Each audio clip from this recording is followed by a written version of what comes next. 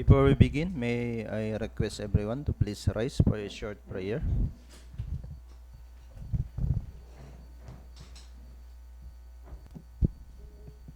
In the name of the Father, and the Son, and the Holy Spirit. Amen. Loving Heavenly Father, we come to you this hour asking for your blessing as we gather together for this private conference. We pray for your guidance in the matter at hand and ask that you would clearly show us how to conduct our work with a spirit of joy and enthusiasm. All this we pray in Jesus' name. Amen.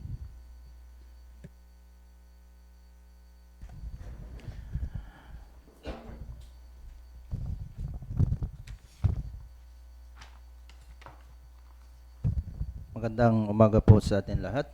I hereby call to order the back meeting of DPWH Sapayao 2nd District Engineering Office. The private conference of 2 CY 2026 infrastructure projects, the 26 PC 0061 and 26 PC 0066. For today, July 9, 2026. May we request the back secretariat to conduct the roll call and confirm the presence of a quorum.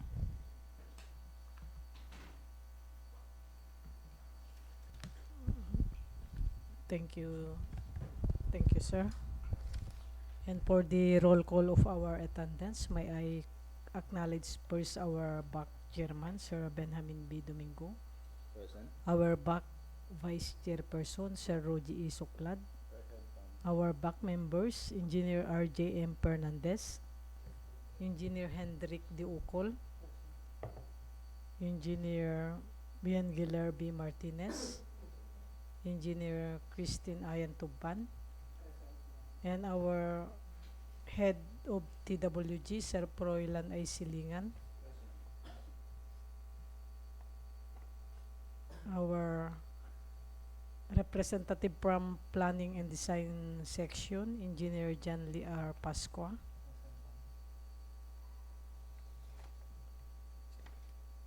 and also Engineer Jimboy.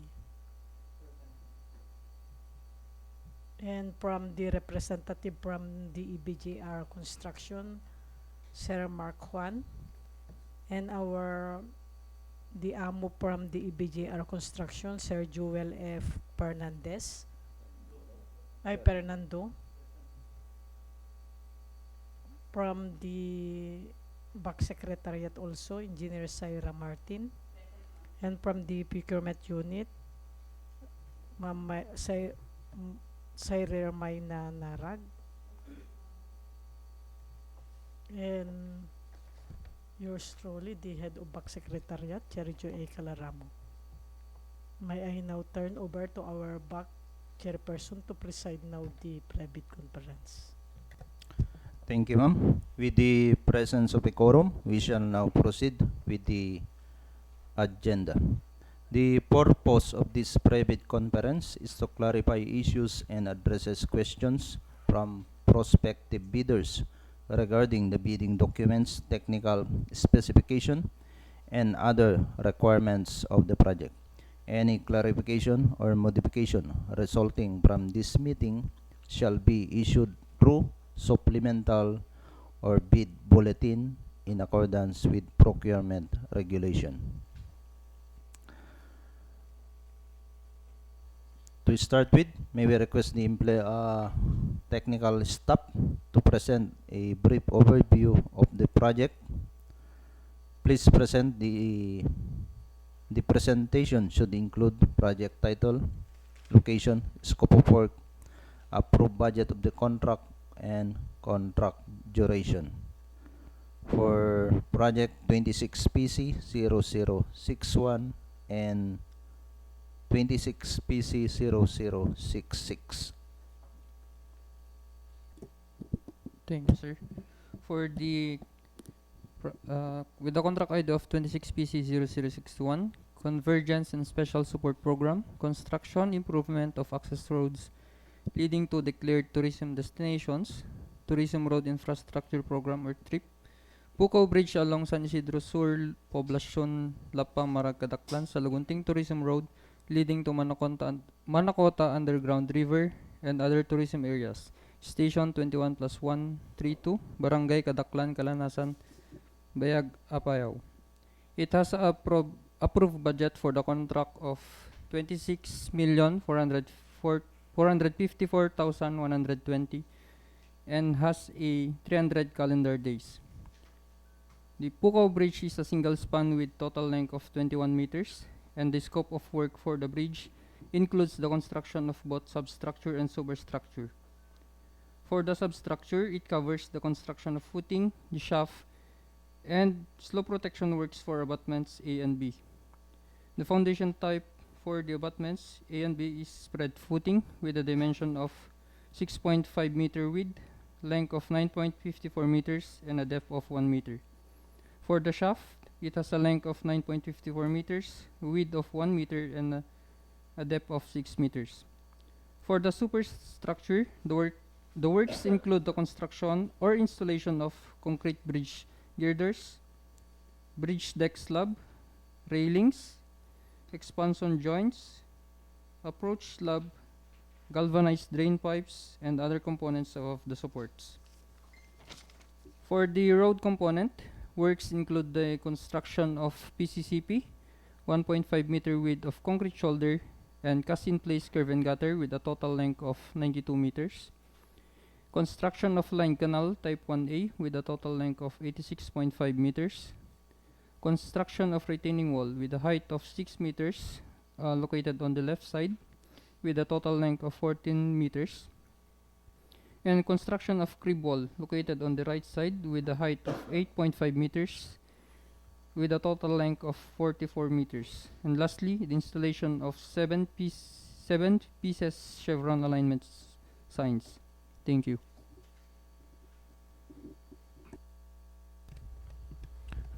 Good morning everyone. And for the project with a contract ID of 26PC0066, organizational outcome 1, ensure safe and reliable national road system, asset preservation program, rehabilitation or reconstruction of roads with slips, slope collapse, and landslide, tertiary roads, Claveria, Kalanasan, Cabugao Road, KO 704 plus 306 to KO 704 plus 582, KO 704 plus 603 to KO 704 plus 900 with an ABC of 36,325,660 and a contract duration of 270 calendar days. So this project includes remove and replace of PCCP, remove and replace precast curve and gutter, propose concrete shoulder both sides for its whole stretch, construction of line canal type 1A with an inner dimension of 600 by 600 mm and a length of 386 meters located at the right side, construction of line canal type 1B or one wall with an inner dimension of 600 by 600 mm and a length of 187 meters at the right side, construction of concrete barrier with a total length of 122 meters located at the left side, proposed gravity wall with a height of 3 meters and a length of 187 meters located at the right side, proposed retaining wall with a height of 5 meters and a length of 27 meters at the left side, and proposed double crib wall with a total number of 19 bays, length of 47 meters and a front wall height of 12.7 meters and a back wall height of 10.25 meters. That's all. Thank you. Thank you for the presentation of these two projects. May we request the Back Secretariat to present the procurement schedule and key bidding requirements. This include the deadline of bid submission, bid opening schedule, required eligibility documents, and bid security requirements.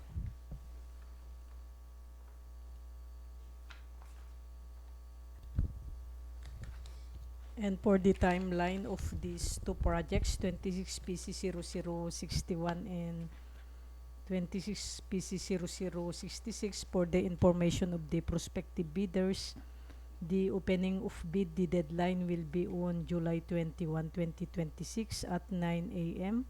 And the opening of bid will be on the same date, July 21, 2026 at 10:30 a.m.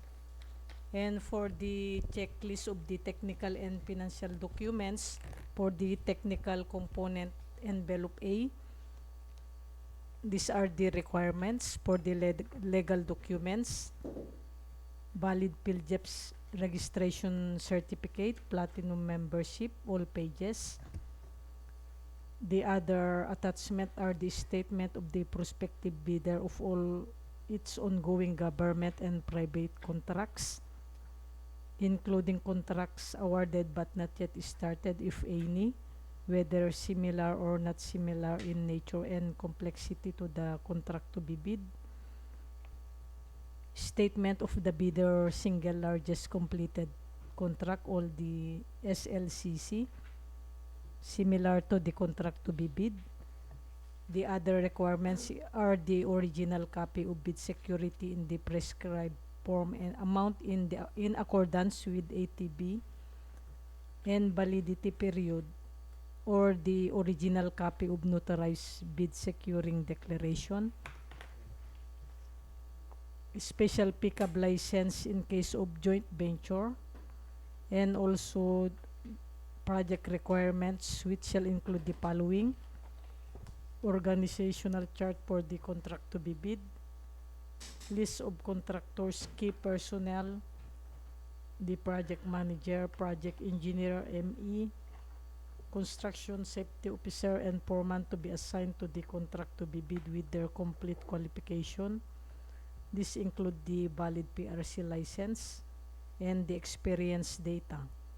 Also, list of contractors, major construction and laboratory equipment units which are on lease and or under purchase agreement, supported by proof of ownership or certificate of availability of equipment from the equipment lessor vendor for the duration of the project.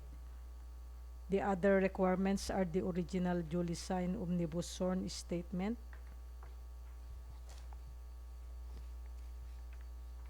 also the latest general information sheet reflecting the beneficial ownership information duly received by the Securities and Exchange Commission for Corporation, and sworn affidavit of eligibility and beneficial ownership following the template attached for all bidders, including sole proprietorship. And for the financial documents, the prospective bidders or computation of net financial contracting capacity, the NFCC.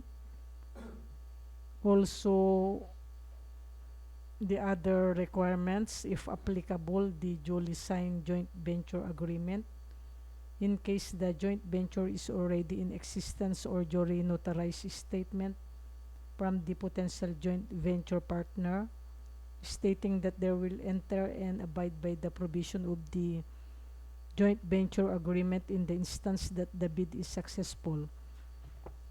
And for the second envelope, the financial component envelope, this includes the following: original duly signed accomplished financial bid form, original duly signed and accomplished bill of quantities, original duly signed and accomplished price schedule, and cash flow by quarters. And that's all, Mr. Chair, for the requirements of the checklist of technical and financial documents. Thank you, ma'am, for the presentation of the procurement schedule and key bidding requirements. We'll now open the floor for the question or clarification from the prospective bidders, if there are.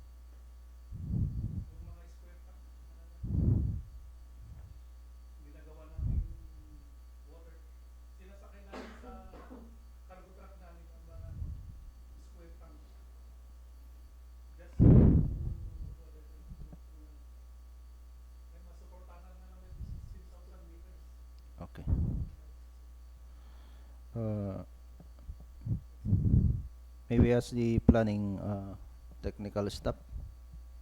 Any comment from the query of our prospective bidders?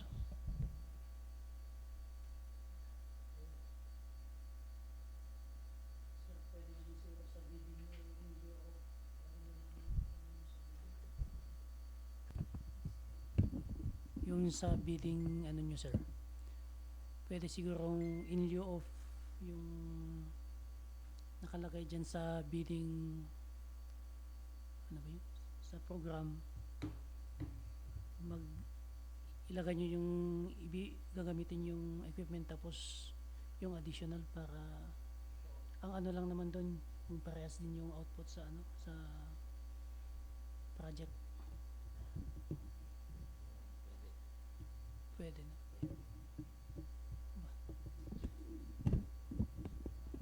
So, in short, pwede yung query niya. Any other clarification? To our technical staff, IT staff, kindly check the chat box if there are queries from our prospective bidders who are attending online. None. To our back members, TWG head, are there any clarification or question? Mr. Chair, the TWG would like to emphasize on the following, and that is for the prospective bidders to ensure that all personnel, equipment, and other technical requirements being proposed are qualified, available, and supported by the required documentary evidence. Pabalik-balik kasi ito na observation ng TWG. And to carefully accomplish all prescribed forms and submit complete documentary requirements to avoid disqualification due to deficiencies or non-compliance. That's all, Mr. Chair. Thank you, sir. And hope clear naman po yung reminder ng ating TWD head or prospective bidders. Yes, sir.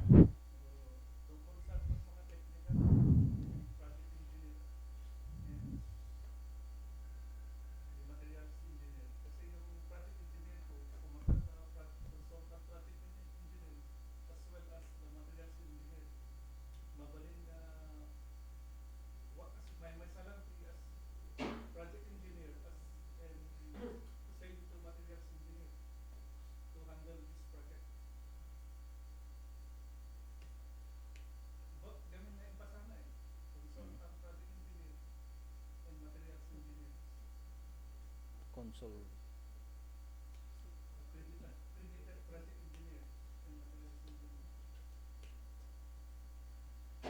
Yung materials engineer na ano pikapas-pasan na ito?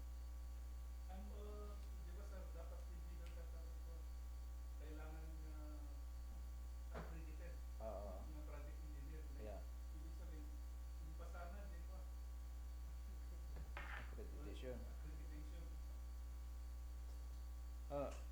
Just to clarify, sir, yung project engineer,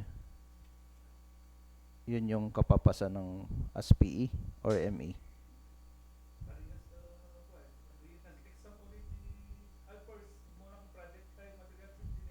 Mm.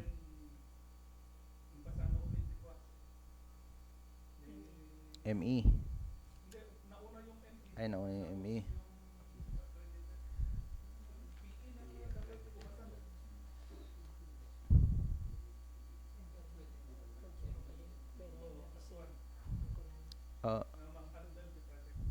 And the question is kung pwede siya na mag-act as PE at the same time as ME. Pwede naman yun, sir, provided na yung i-assess natin kung ilan yung hawak niya na projects and likewise yung as ME kasi yung mga limitation at same din sa as PE for verification. Pero yung query mo pwede sir. Pero for verification pa yung mga handled project niya based on the limitation na inulog ng department. Sige. Are there any clarification? Ang question ng prospective bidder, sir, yung PE pwedeng maging ME, gano'n? Yes, sir. Ang question. Both roles, sir. Sa NME.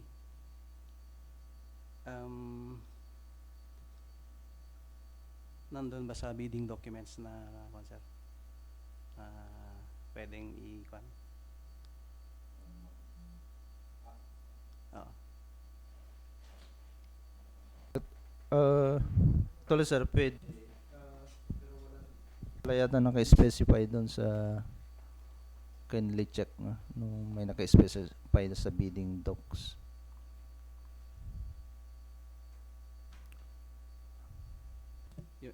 Yun lang, sir.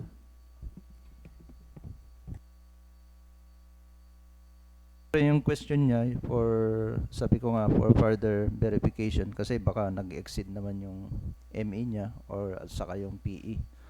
Kasi may mga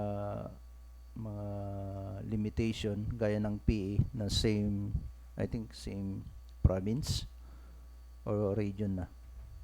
Yung latest na kasi yun pa rin ang gagawin ng mga TWG during post-call. Verify baka kinamit siya sa other province or other area. So, yun yung isang titignan ng TWG. Same din sa ME.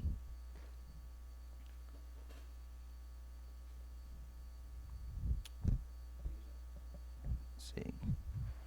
Are there any clarification? So, all questions raised today are their corresponding clarifications shall be documented, and any necessary changes or clarification to the bidding documents shall be issued through supplemental and bid bulletin, which will form part of the bidding documents. Prospective bidders are reminded to carefully review the bidding documents and ensure that all required documents are complete upon submission of their bids. Late submission shall not be accepted. If there are no further question or clarification, we thank everyone for attending this private conference. The BAC looks forward to receive your bids on the scheduled date. Once again, magandang umaga po sa ating lahat. We adjourn at exactly 11:36 a.m. Thank you.